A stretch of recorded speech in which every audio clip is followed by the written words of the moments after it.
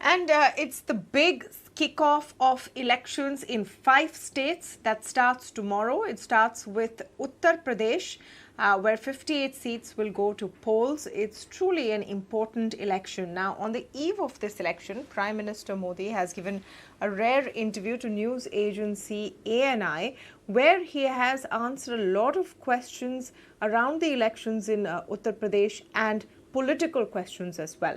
Let's listen in to some of those responses. इसलिए हम कहते हैं कि डबल इंजन की सरकार होती है तो गरीबों को सबसे ज्यादा लाभ होता है। अब जैसे जीएसटी कानून आया, पहले हमारे देश में हर जगह पर टैक्सेशन की सिस्टम इतनी अलग अलग थी कि विदेश के निवेशक जो होते थे उनको बहुत दिक्कत होती थी। भाई हमें एक राज्य में अगर कारखाना लगाते हैं तो हमें वहाँ इस प्रकार का प्रॉब्लम होता है, दूसरे में लगाते हैं तो दूसरा होता है। अब जीएसटी होने के कारण उनको भी सहूलत हो गई। तो हम जो ये कह रहे हैं कि भाई डबल इंजन की सरकार, हम ऐसी व्यवस्थाएं करें, अपनी विविधता को बनाए रखना है, भारत की विविधता ही उसकी ताकत है, लेकिन व्यवस्थाओं को भी बनाए रखना है। और इसलिए हम कहते हैं कि जब डबल इंजन लगता है तो ताकत बहुत बढ़ जाती है, हमारी शक्ति वेस्ट नहीं होती है। हमें इसका उपयोग सिर्फ और सिर्फ देश का कल्याण, गरीबों का कल्याण, देश के युवाओं का भला, इतना ही हमारा अर्थ है।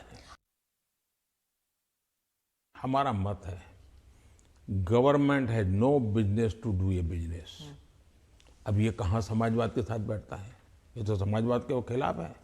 सरकार का काम है गरीब के लिए भोजन की चिंता करो, सरकार का काम है गरीब के लिए घर बनाओ, सरकार का काम है गरीब के लिए शौचालय बनाओ, सरकार का काम है गरीब को पीने का शुद्ध पानी दो, सरकार का काम है गरीब अगर बीमार है तो उसको इलाज की व्यवस्था करो, सरकार का काम है गरीब गांव-गांव तक कुछ रास्ते बनाओ, लोगों को जाने आने की सुविधा करो।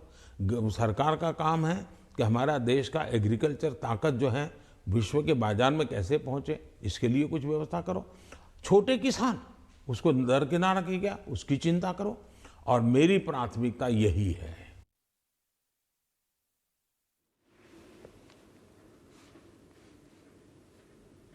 So the Prime Minister has donned his political hat and spent a lot of time in this interview talking about the intent of his party and how they hope to come back in BJP. The BJP hopes to come back in Uttar Pradesh.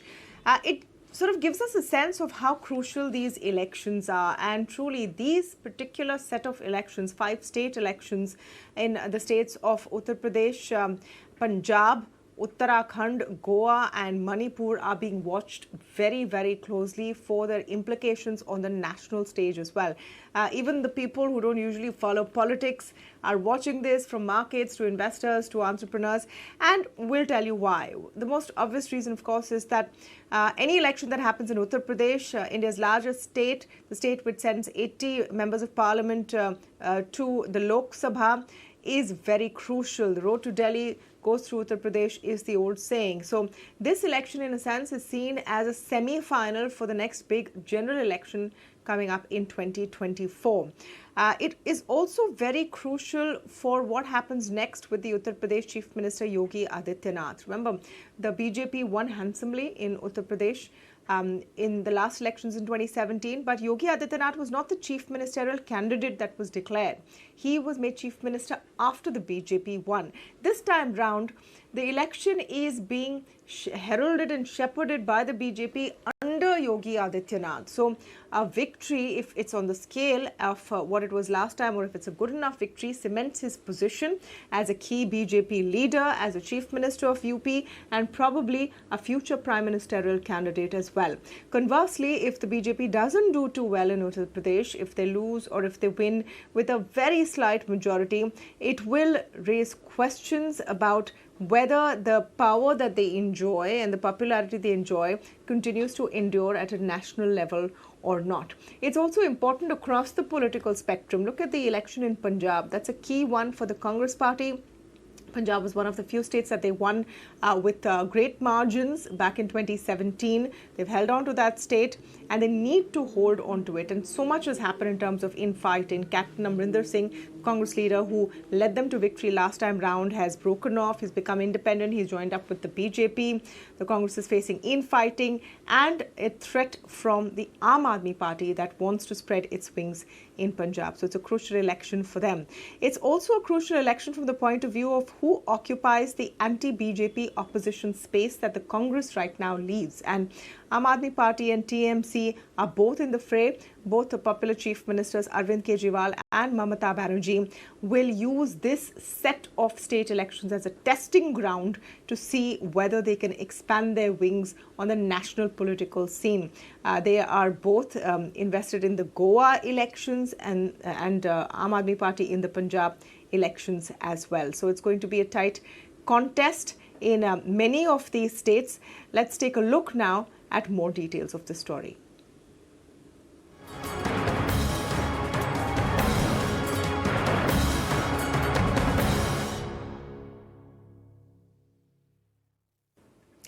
And all eyes, of course, on the big slate of elections, assembly elections, which will kick off from tomorrow, the first phase of polling in the crucial state of Uttar Pradesh.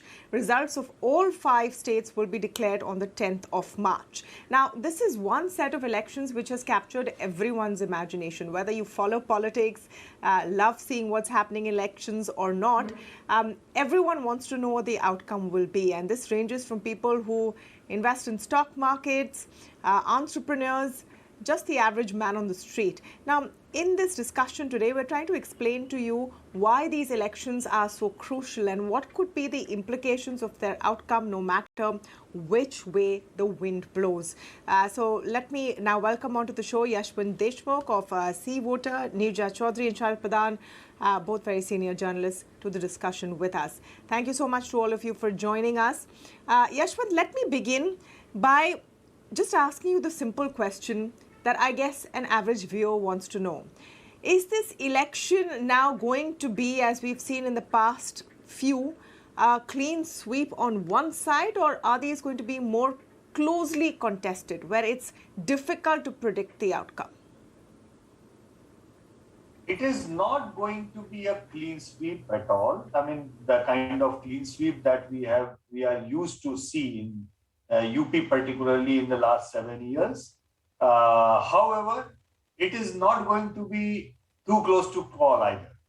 What is happening as per our tracker is that the BJP is likely to face a significant damage in terms of seats. We have been saying for almost 6 months now that their likely damage could be in tune of almost 100 seats, depending on how many tickets they deny to non-performing MLAs and the equation in the Western UP and the tightening race in the Eastern UP now. And that has been static in a way, more or less. I mean, we tracked the Samajwadi Party vote share upswing from 2022 right up to 35, but that is where it got peaked. We tracked the downfall of the BJP from almost 50% down to 40%, but that is where it got stabilized. So we are looking at somewhere like 6-7%, 5% kind of a lead of BJP, which essentially means BJP might easily get the majority, but that would be with not with the sweeping kind of thing which they got 5 years back. They have got actually out of 325, they got 125 seats, literally a cushion of that. And courtesy that cushion, they are able to probably, they would be able to form the government. But that sweep, you cannot think of that sweep back to back again 2 in a row in that way. It is unlikely. Yeah. So it's not going to be an easy cakewalk for the BJP, at least in Uttar Pradesh, which is the big question. Sharad Pradhan, Uttar Pradesh is always watched with great fascination to predict which way the winds are blowing nationally. And are we seeing a resurgence of Akhilesh Yadav here, of opposition parties here? Well, if you had asked me 3 months back, I would have said no. But in the past 3 months, I can see a visible change, and the urge for change. So, and it is not so much that people would want to vote for Akhilesh as much as they seem to be wanting the incumbent Yogi Adityanath out. And this is my observation by after talking to a lot of youth across parts of eastern Uttar Pradesh, central UP, and also in western UP. Western UP, there are other factors also playing, which is the farmers' issues. One know, and tomorrow the election begins from western UP. 58 seats are going to poll, and that is where BJP had won 54 seats, and they could be a disaster for the BJP in western UP. So that is how I feel, and because there is a reason to believe so, the farmers' anger against the BJP has been visible all along. And no matter how much the BJP and its top leadership tried to forge a divide between Hindus and Muslims, which is what was the basis of their thriving in the past 3 elections. It was it's important to know the background. The 2013 Muzaffarnagar riots had forged a divide between Hindus and Muslims, as a result of which BJP could conveniently polarize the Hindu vote in their favor, and they swept these 3 elections there. But the farmers' agitation, 1-year-long agitation, in which some 700 farmers died also, this is what brought back the unity between Hindus and Muslims. And that became a major cause of worry for the BJP, and which has been visible in the campaign that BJP launched, even in the last days when Amit Shah was going door to door. It was only full of the effort to forge a divide once again, which shows that how desperate they are. And if that desperation comes only when you are on a weak footing. So is that going to work? I think it is that working. Going to Neerja Chaudhary, is that going to work? What is going to be the issue? What do you see as the issue? What is the issue dominating this election, Neerja ji? Is it polarization? Is it, what the BJP is saying, that we have done a better job with law and order, and if you bring back the SP, then it's going to be a Gunda Raj coming back? Are farmer issues going to continue to dominate even though those 3 laws have been repealed? How are you reading the situation? I think BJP's performance is the issue. And if you look at that, we're talking in terms of UP. I would say that, it is a takkar. That much you can say. If you'd asked me 7 years ago, I would have said Akhilesh Yadav's alliance is ahead. But I would hesitate to say it today because on the other side is a massive, well-oiled machinery, which Akhilesh Yadav doesn't have. And the last mile in an election does make a difference, which the machinery enables the BJP to do well in the last mile, right to the booth level, right to the booth worker, bringing the voter out, resources, and we know it. So the sentiment seems to be on Akhilesh Yadav's side, the machinery is on the BJP side. Now there is another element, there is widespread dissatisfaction against Yogi Adityanath's regime on whether it's economics, whether it's handling of COVID, livelihoods, and so on. Prices. Is it merely going to be dissatisfaction and unhappiness, or is it anger against the regime? That also will determine the outcome. So I think tomorrow's poll in Western UP is going to set the tenor for the remaining state. It's always happened like that. 2014, it was the case. 2017, it was the case. 2019, that was the case. And Jats, which is equal to farmers in this election, are 18% in this area, and they are very, very angry. And so I think Jat combination with Muslims and others, if it can be a very formidable combination. So I agree with Sharad. In the Western UP region, certainly BJP is facing huge problems.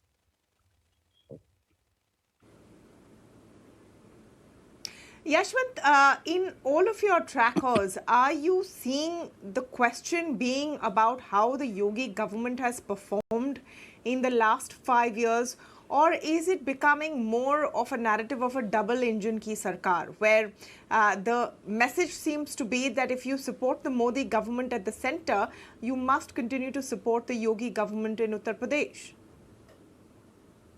Well, it's a mix of both in a way, you know. First of all, let's be very clear that 2014, 17 or 19. So 14 and 19 were obviously with Prime Minister Modi asking votes for himself. But 2017, Vidhan Sabha also was a mandate for Prime Minister Arun. Mr. Yogi was nowhere in the picture. So he was made the chief minister after the BJP had won the election with no supporting role or whatsoever from Mr. Yogi as such. Now, 5 years down the lane, whether Mr. Yogi has proven to be a liability or an asset, that is debated out there, because on certain things he has been proven as an asset for the Hindutva base of the BJP, the core voter of the BJP, on the plank and the USP of the action against the mafias, which arguably I have been always maintaining that action against the mafia also has a communal undertone to it, because the way it has been done and the way it has been propagated, you know, it has a very clear communal angle to it, the action against mafia as well. Nevertheless, it's action against mafia, and that has made him quite popular among the masses. But at the same time, if you will ask me, were people angry, or are people angry with the BJP? Probably no. Are people angry with the government? Probably not. Even after the COVID mismanagement and so many deaths and everything, probably no. Are people angry with Prime Minister Modi? Absolutely no. So where exactly are they angry at? I mean, where exactly is the anger focused at? You know, we have talked about the Brahmins are upset. We have talked about the Maurya Living Party and other OBCs are upset, and that is probably aimed at only one thing, that the way the Chief Minister has run the government and the way he has probably behaved. So that anger is pretty much personified or centralized towards Chief Minister Yogi per se. He has a huge fan following, but whatsoever the anger that is being precipitated, that is largely towards the Chief Minister. Coming down to the Western UP, Neerja would probably second what I am trying to say here, that even without the farm laws, the Jats would already getting angry with the BJP. Even before the farm law thing happened, because they voted for the BJP 3 elections in a row, and somehow they felt that they were out of the power equation in Lucknow, you know, and that is where the anger was there. You know, their emotions were pretty much attached with Chaudhry Ajit Singh. When Chaudhry Ajit Singh died, there was a sympathy wave as well. So the Jat voters under Jayant Chaudhary have got a very clear-cut leadership defined over there, that this is our party, he is our leader. So there is a lot of emotion and lot of positive feeling as far as Jayant Chaudhary is concerned.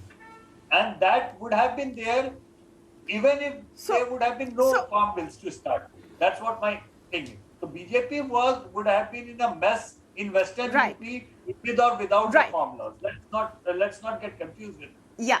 Allow me to broaden the picture a bit, because, you know, we all focus on Uttar Pradesh, but it is a 5-state election, and we want to talk a bit about what the national implications of the outcomes are in all 5 states. We remember the round in 2017 where Congress was ahead in Goa and Manipur on election day, but lost out in eventually forming the government. They managed to do very well in Punjab. The question is, will they hold on? For the BJP, it is about, of course, holding on to Uttar Pradesh, winning handsomely, keeping Manipur, keeping Uttarakhand, keeping Goa, and also maybe seeing how the Amrinder Singh theory works in Punjab. So if I were to ask you to break down, and let me go to Neerja Chaudhary here, what these 5 elections mean on a national level for the BJP and for the Congress. Look, this being called a semi-final, but then every set of state elections, we call them semi-finals. But I would say certainly this is more important than any other general set of elections to state assemblies. And why do I say that? I say that primarily because of Uttar Pradesh. If UP was not there and there were the other 4 states going, it would be like any other state election. And no, UP is important for the BJP more than for any other party because it will determine, again, it will set the momentum for 2024. It will determine the direction in which BJP is moving. And I think UP is not just 80 Lok Sabha seats. I'm now coming to the national scene, not just 80 Lok Sabha seats. You remember in 2014, you look at a scenario if the BJP had not won 71 seats from UP, its tally was 282. There would have been a coalition government at the center. Suppose that tally had come to half. Suppose it was 40 or even 50. There would have been a coalition government at the center. Would Mr. Modi have been prime minister? Likely, but then he would have been reined in. It would have been a very different kind of government at the center than it is today. So also is the case with 2017. Had UP not given BJP that fillip, 2019 might have been very different. The trajectory would have been very different. So UP plays a very dominant role. And this time too, if you talk to senior BJP leaders, they will tell you, and they tell their people this.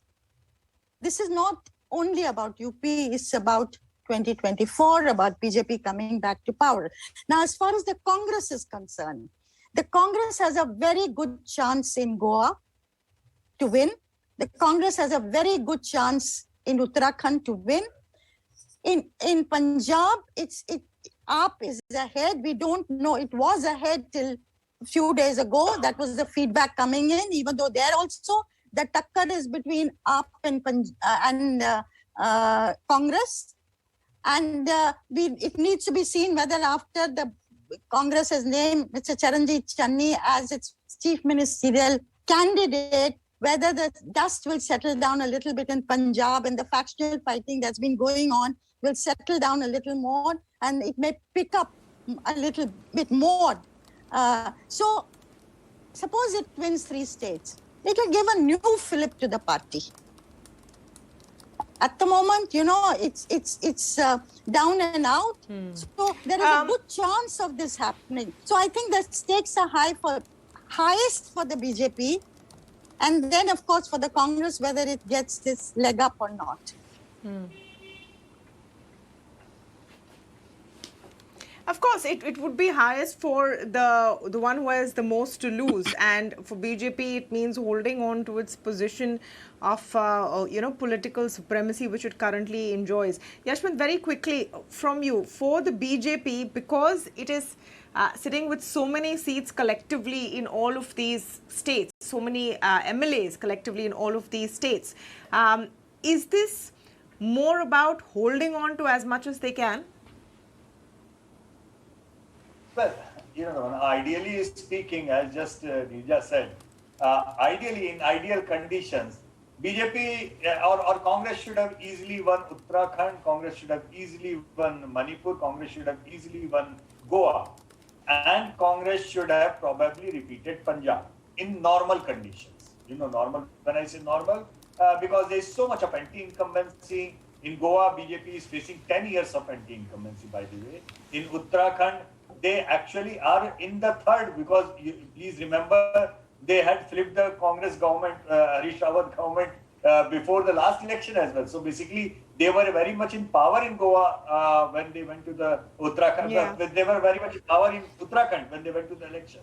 And so, I mean, it's kind of weird to see that these states are for Congress to lose.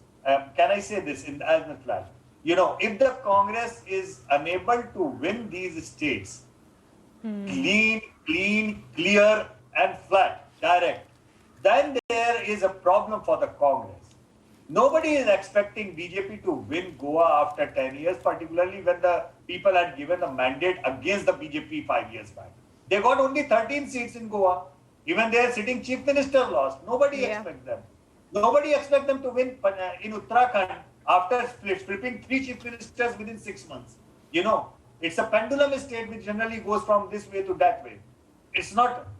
Now, imagine that Congress doesn't win these states 3-0, 3-2 or 4-1, then a problem is there for the Congress.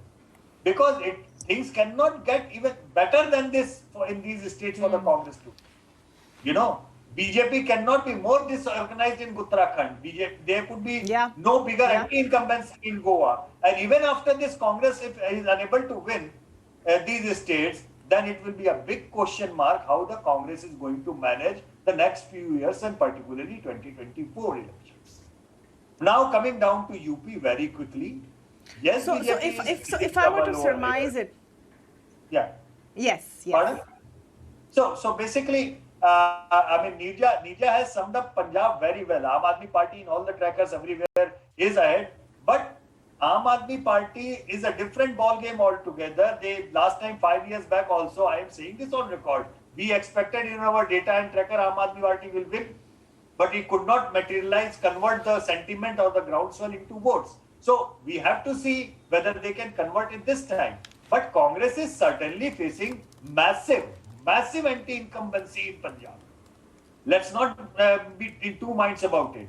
Congress did a master stroke of Channi.